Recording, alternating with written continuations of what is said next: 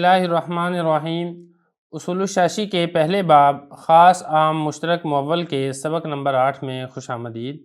آج کے سبق میں ہم پڑھیں گے کہ حالت حیض میں طلاق سے رجوع کرنا کیسے ہے۔ پہلا باب ہے خاص عام مشترک معول، سبق نمبر 8 ہے حیض میں طلاق سے رجوع کرنا۔ دیکھیں، اس سے پہلے خاص کی تعریف آ گئی تھی، خاص کا حکم آ گیا تھا، خاص کی مثال پڑھ لی تھی۔ جو خاص کی ہم نے مثال پچھلے سبق کے اندر پڑھی تھی، اس کے اوپر کافی احکام جو ہیں وہ متفرع ہوتے ہیں۔ وہ مثال کیا تھی، میں خلاصہ آپ کو دوبارہ دہرا دیتا ہوں، پھر اس کے اوپر جو ہونے والے احکام ہیں وہ ہم پڑھیں گے۔ اس میں یہ تھی کہ متعلقہ جس کو طلاق دی گئی ہے اس کی عدت 3 حیض ہیں یا اس کی عدت 3 طہر ہیں۔ حنفیہ یہ کہتے تھے کہ اس کی عدت 3 حیض ہیں، اور شافعیہ یہ کہتے تھے کہ اس کی عدت 3 طہر ہیں۔ جس طہر میں طلاق دے دی ہے، ایک وہ، اس کے بعد پھر حیض آئے گا، پھر طہر آئے گا، پھر حیض آئے گا، پھر طہر آئے گا، اس طہر کے اختتام پر اس کی عدت مکمل ہو جائے گی۔ جبکہ حنفیہ کہتے ہیں کہ نہیں، اس کے اوپر اس کی عدت مکمل نہیں ہوگی، بلکہ اس کے بعد جو آخری تیسرا حیض ہے وہ مکمل ہوگا تو پھر عدت مکمل ہوگی۔ تو خلاصہ یہ نکلا کہ طلاق دینے کے بعد جو 3 حیض ہیں، جو تیسرا حیض ہے، آیا اس کے اختتام پر عدت مکمل ہوگی یا اس حیض کے شروع ہوتے ہی عدت مکمل ہو جائے گی؟ حنفیہ کے نزدیک اس کے اختتام پر عدت مکمل ہوگی، اور شافعیہ کے نزدیک ایسا نہیں ہے، بلکہ جیسے ہی حیض شروع ہوگا ساتھ ہی اس کی عدت مکمل ہو جائے گی۔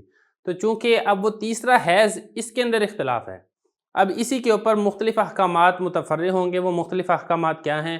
وہ احکام یہ ہے کہ آیا اس تیسرے حیض میں رجوع کرنا ٹھیک ہے یا ٹھیک نہیں ہے۔ حنفیہ کے نزدیک چونکہ ابھی وہ عورت عدت میں موجود ہے، لہذا اس سے رجوع کرنا بھی درست ہے۔ شافعیہ کے نزدیک چونکہ عدت ختم ہو چکی ہے، لہذا رجوع نہیں ہو سکتا۔ اسی طرح دیگر بھی کئی مسائل ہیں جو کہ ہم آج کے سبق میں پڑھیں گے۔ عبارت آپ دیکھ لیں، فَيُخَرَّجُ عَلَى هَذَا حُكْمُ الرَّجْعَةِ فِي الْحَيْضَةِ الثَّلَاثَةِ وَزَوَالُهُ وَتَصْحِيحُ نِكَاحِ الْغَيْرِ وَإِبْطَالُهُ وَحُكْمُ الْحَبْسِ وَالْإِطْلَاقِ وَالْمَسْكَنِ وَالْإِنْفَاقِ وَالْخُلْعِ وَالطَّلَاقِ وَتَزَوُّجِ الزَّوْجِ بِأُخْتِهَا وَأَرْبَعٍ سِوَاهَا وَأَحْكَامِ الْمِيرَاثِ مع کثرت تعدادها۔ ترجمہ دیکھ لیں، تخریج کی جائے گی اسی کے اوپر رجوع کرنے کا حکم تیسرے حیض میں، اور رجوع کے زائل ہونے کا، اور غیر سے نکاح کا صحیح ہونا اور نکاح کا باطل ہونا، اور عورت کو محبوس رکھنے کا حکم اور اس کو چھوڑ دینے کا حکم، اور رہائش اور خرچے کا حکم، اور خلو اور طلاق کا حکم، اور خامند کا نکاح کرنا اس کی بہن کے ساتھ یا نکاح کرنا اس کے علاوہ چوتھی کے ساتھ، اور میراث کے احکامات ساتھ ساتھ اس کی تعداد کی کثرت کے۔ یہ ترجمہ ہے، اب آپ مسئلہ سمجھ لیں۔ فرما رہے ہیں کہ اسی کے اوپر تخریج کی جائے گی، یعنی جو سابقہ مسئلہ تھا، وہ تیسرا حیض جو ہے وہ آیا عدت کے اندر داخل ہے یا نہیں ہے۔ حنفیہ کے نزدیک داخل ہے، تو فرمایا اسی کے اوپر تخریج کی جائے گی رجوع کرنے کا حکم تیسرے حیض میں اور اس کا زائل ہونا۔ تو حنفیہ کے نزدیک چونکہ وہ تیسرا حیض عدت کے اندر داخل ہے، لہذا اگر وہ رجوع کرتا ہے، ایک طلاق دی ہے، 2 طلاقیں دی ہیں، تو رجوع کرنا درست ہوگا۔ جبکہ شافعیہ کے نزدیک چونکہ وہ تیسرا حیض عدت کے اندر داخل نہیں ہے، اگر خامد رجوع کرنا چاہتا ہے تو رجوع نہیں ہو سکتا، البتہ نیا نکاح ہو سکتا ہے۔ تو رجوع کا حکم ہوگا حنفیہ کے نزدیک، اور رجوع کا زوال ہوگا شافعیہ کے نزدیک۔ اسی طرح بتصحیح نکاح الغیر وابطالہ، اور عورت کا اس مرد کے غیر سے نکاح کرنا صحیح ہوگا یا باطل ہوگا۔ تو تیسرے حیض میں حنفیہ کے نزدیک چونکہ بھی عورت عدت کے اندر ہے، لہذا عورت اس خامند کے علاوہ کسی اور خامند سے نکاح نہیں کر سکتی، اور شافعیہ کے نزدیک چونکہ اس کی عدت مکمل ہو چکی ہے، لہذا وہ اس خامند کے علاوہ کسی اور سے نکاح کر سکتی ہے۔ تو یہ فرمایا تصحیح نکاح الغیر، غیر سے نکاح کا صحیح ہونا، یہ ہوگا شافعیہ کے نزدیک، اور وابطالہ یہ ہوگا حنفیہ کے نزدیک، کیونکہ حنفیہ کے نزدیک ابھی تک وہ عدت کے اندر ہے، لہذا وہ کسی اور مرد سے نکاح نہیں کر سکتی۔ اور اسی طریقے سے وہ حکم الحبس والاطلاق، اور جیسا کہ آپ کو معلوم ہے کہ عدت کے اندر عورت پابند ہوتی ہے، وہ خامند کے گھر کے اندر ہی رہتی ہے، باہر نہیں جا سکتی، ادھر ہی وہ قید ہوتی ہے۔ تو یہ فرمایا کہ اس عورت کو وہیں پر محبوس رکھنا، قید رکھنے کا حکم، والاطلاق اور چھوڑ دینے کا حکم۔ حنفیہ کے نزدیک جو کہ ابھی وہ عدت کے اندر ہے، لہذا وہ وہیں پر رکے گی اور وہ وہاں سے نہیں جائے گی۔ شافعیہ کے نزدیک عدت مکمل ہو چکی ہے، لہذا وہ وہاں سے جا سکتی ہے۔ تو یہ حبس کا حکم ہوگا حنفیہ کے نزدیک، اور اطلاق کا حکم ہوگا شافعیہ کے نزدیک۔ والمسکن والانفاق، اور یہ چونکہ آپ کو معلوم ہے کہ خامند کے ذمہ لازم ہوتا ہے کہ وہ عورت کو رہائش بھی دے اور عورت کو کھانا بھی دے، اور عدت کے اندر بھی یہی حکم ہوتا ہے، لہذا تیسرے حیض کے اندر خامند کے ذمہ لازم ہوگا رہائش دینا بھی اور اس کو خرچہ دینا بھی، کھانا پینا بھی اس کو دینا لازم ہوگا۔ شافعیہ کے نزدیک چونکہ عدت مکمل ہو چکی ہے، لہذا خامند کے ذمہ نہ رہائش ہے نہ ہی اس کو خرچہ دینا ہے۔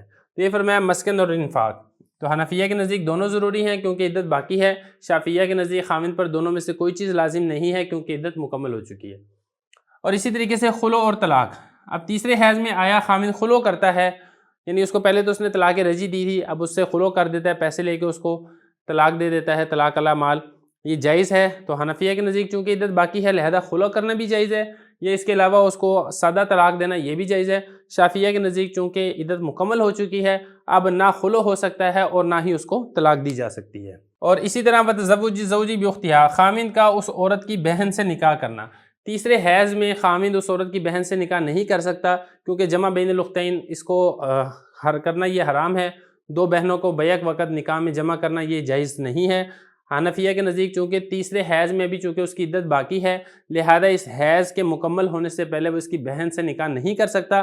شافعیہ کے نزدیک چونکہ عدت مکمل ہو چکی ہے لہذا اس کی بہن سے نکاح کرنا درست ہے۔ یہی فرمایا خاوند کا نکاح کرنا اس عورت کی بہن کے ساتھ، واربعین سوا، یہ اس کے علاوہ 4 کے ساتھ۔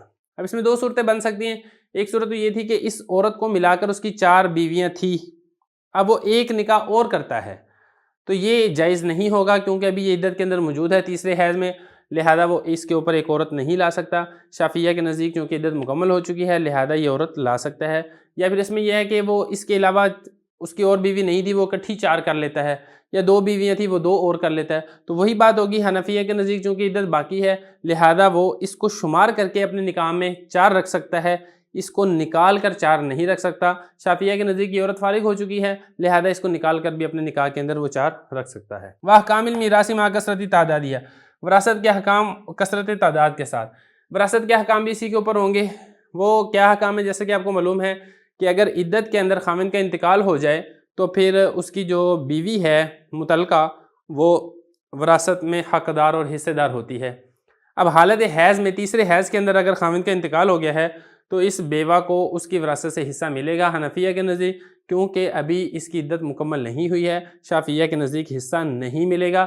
یا اسی طرح حکم ہے اس کو وصیت کرنے کا، چونکہ وارث کے لیے تو وصیت کرنا جائز نہیں ہے۔ اب اگر اس نے تیسرے حیض میں اگر وصیت کی تھی اس عورت کے لیے تو حنفیہ کے نزدیک یہ معتبر نہیں ہوگی کیونکہ لا وصیت لوارث، وارث کے لیے وصیت نہیں ہوتی اور وہ عورت اس کو وراثت میں بھی حصہ باقی ہے۔ جبکہ شافعیہ کے نزدیک چونکہ اس کی عدت مکمل ہو چکی ہے اب یہ غیر ہے لہذا خاوند کی اس کے حق میں وصیت کرنا یہ نافذ ہوگا۔ کثرت تعداد کا مطلب یہ ہے کہ اس میں وراثت کے احکام میں وہ مختلف ہوتے رہتے ہیں، اگر اس کے ساتھ بہن ہے، بھائی ہے، بیٹا ہے، بیٹی ہے، ماں ہے، باپ ہے، یعنی مختلف ورثاء کی تعداد کے اعتبار سے حصہ جو ہے وہ مختلف ہوتا رہے گا۔ وہی بات ہے کہ تیسرے حیض میں اس کو وراثت سے حصہ ملے گا حنفیہ کے نزدیک، شافعیہ کے نزدیک اس کو حصہ نہیں ملے گا۔ یہ سارا جو اختلاف ہے اس کی جڑ اور بنیاد وہی ثلاثہ ہے کہ لفظ ثلاثہ سے ہم نے مراد لیا تھا یہاں پر قروء سے ہم نے مراد لیا تھا حیض، اور شافعیہ نے مراد لیا تھا اس سے طہر۔ اب اس کے بعد ہم انشاءاللہ خاص کی ایک اور مثال بھی سمجھیں گے۔